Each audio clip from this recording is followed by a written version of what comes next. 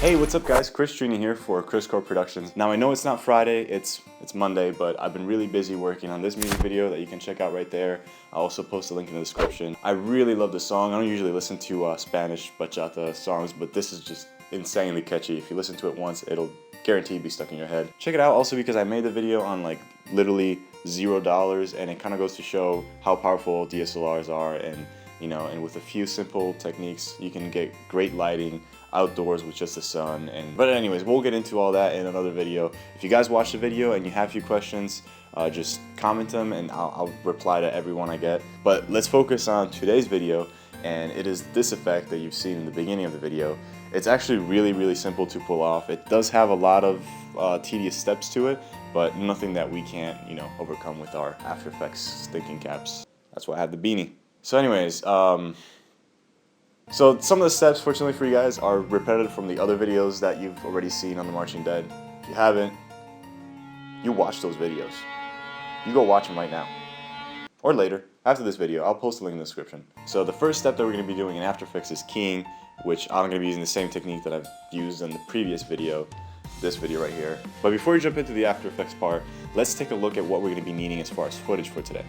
So this is our first clip. We're going to have our actor just kind of, walking in the woods, and what do you know, all of a sudden there's just the head of a zombie just chilling on the ground. It's pretty sad, he's just a little lonely head guy, just chilling there. He can't really provide food for himself because he's, just a head. But then again, he wouldn't need food because where would that food go?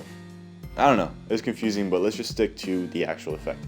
And then you're going to have a separate clip of another person, in this case it was me, laying on the ground in the mud, and literally use the green screen kind of as a blanket and cover your shoulders and reveal part of your neck. And then the last step is just leave the camera in the same angle and then just get a clean plate. And then it's all a matter of just combining these three shots effectively. So we're going to jump into After Effects and take a look at how to do that. Alright, so the first thing that we're going to do is import our footage into After Effects, and then we're just going to drag that into our timeline panel. And a lot of these steps, like I said before, are going to be kind of repetitive from the last video, so go check that out because I'm going to kind of skim through some of the details. So what we're going to do is we're just going to create an S-curve, and we're just going to exaggerate the colors in our clip, and then we're going to apply a key light, and this will just make it easier for the key light plugin to understand what colors our green screen is. So one thing that you got to keep in mind is make sure that the black area, which is the part that is going to be keyed out, is really black, and that the part that you want to be able to see in the clip should be really white. So avoid any grays. So just work with the clip to whites and clip to black until you get a pretty clean image. So definitely switch between screen matte and the final result so you can get a pretty good understanding of what the plugin is doing. And then you can see that I already imported my clean plate in the background. And then what we're going to be doing is you're going to duplicate that layer with the key light effect applied onto it, and we're just going to delete all the effects on the bottom layer that you duplicated. So make sure you select that and just delete everything from that.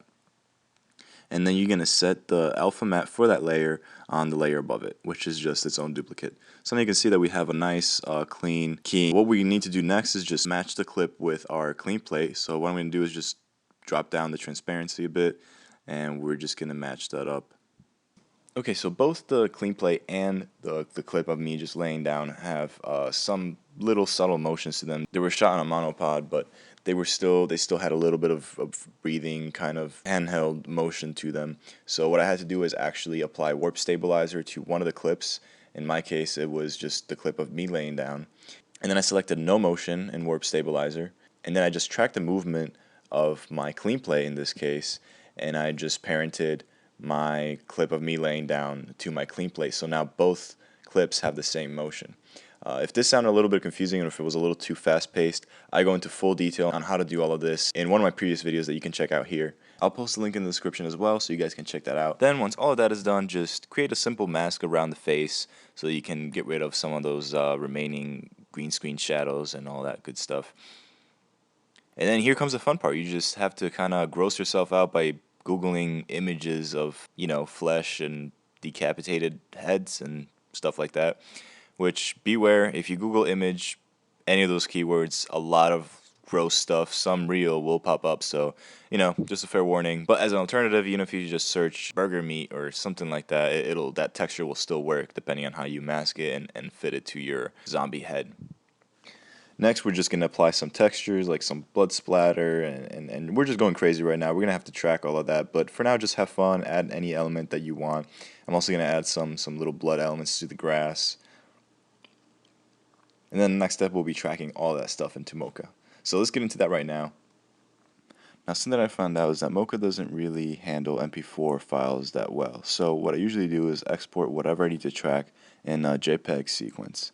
So to do that, we just isolate the layers that we want to export to track. So that means that we don't want to see any of the blood textures or any blood element or anything like that. So it's just a clip that we want to track into Mocha. Then all you have to do is just render out that JPEG sequence.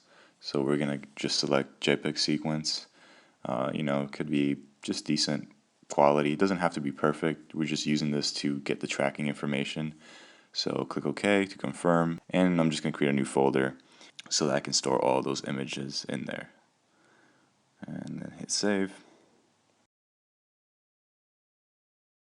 And just hit render. So then we're going to have to import that image sequence. So go to that folder and select all the images and just make sure that you check JPEG sequence. Once it's imported, just drag it into a new composition. So you see that we pretty much have the same thing. And from there, we're going to launch Mocha. Now make sure that the frame rate is the same, and then you're going to start from the first frame, which is 0 in our case, and then click OK. And now we see that our clip is into Mocha. So what we're going to do is just create a basic shape, and you really want to make sure that you're just picking some specific points that don't just blend in with everything else. So it is pretty tricky with skin tones. I should have just thought about this a little bit better and, you know, put some and draw some points on my skin or something just to help the tracker understand where everything is.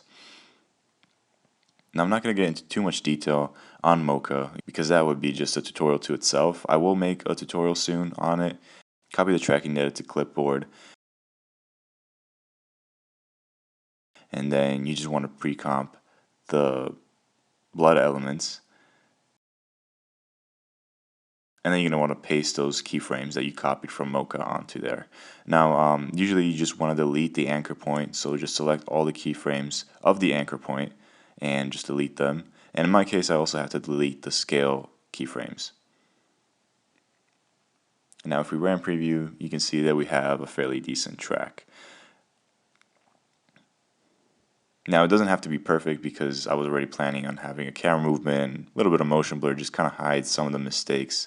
Then I also added the puppet tool to our gory image that kind of spills out of his neck, and I just follow his movement just to give it a little bit more animation and realism.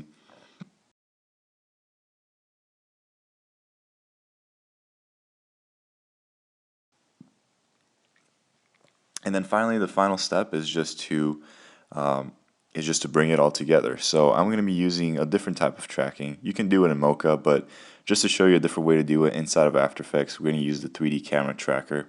So to save some rendering time, I just split the layer, the only part that we really need that tracked information. So once it's analyzed, you can see that it just creates a bunch of dots. And the first thing that we're going to do is just go through it and delete any false positives. And what that is just points that have been tracked that shouldn't really be tracked. In my example, it's not too bad because the person is just standing still, but let's say he was moving around, you would want to delete any tracked points on him because it might throw the camera tracking off a little bit. And then once that's done, you just want to bring in that face composition that we've been working on and make it a 3D layer. And simply just create a mask around it just to blend it in. Now I know that kind of defeats the whole purpose of us creating a clean plate, but that just give you more options in case you want to use that for any other shots. And I was thinking of even using that just for the close-up of the zombie just kind of biting into the air. So you can notice that there is this little circle that appears as we go over our tracked camera information. You're going to want to pick one that kind of resembles the ground perspective. Once you do that, you can just right click and create really anything and the camera. So it could be text and a camera, solid and a camera.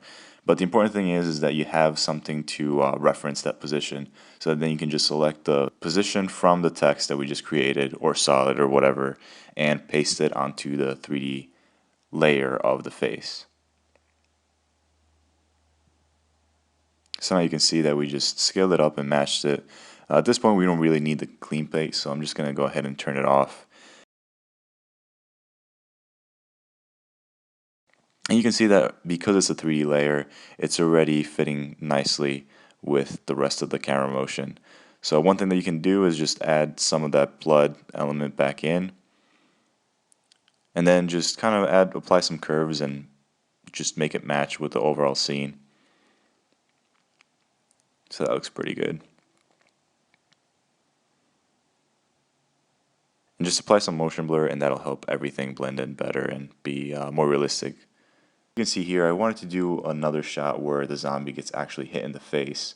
You can do this just by simply having the wrench impact on the ground or something else, and then overlay the head on it.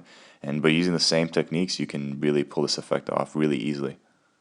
So the main point is just apply these techniques to as many different types of scenarios as you want. Just be as creative as possible, and just use your imagination and just think outside the box. You're going to need the same 3 layers of footage. So the guy just interacting with whatever. In this case, I actually wrapped up my green screen in my sweater, so the wrench appears to be actually interacting with something. It kind of just helps the effect a little bit. And then you have the layer of the guy just with the blanket as a green screen. And then you're just going to need a clean plate. Combine all those shots with the same techniques seen for the first effect, and there you go. But anyways, that is it for today. Also, if you haven't noticed, off screen I've been holding my phone up, and that's what I'm actually using as a microphone. I'm going to purchase a Rode mic pretty soon, but in the meantime, this is what I'm using with an app called iTalk, so look into that. Really, really cool stuff. But anyways, before I go on a million different tangents, my name is Chris Chiarini. I hope you really enjoyed this video, and I will see you this coming Friday.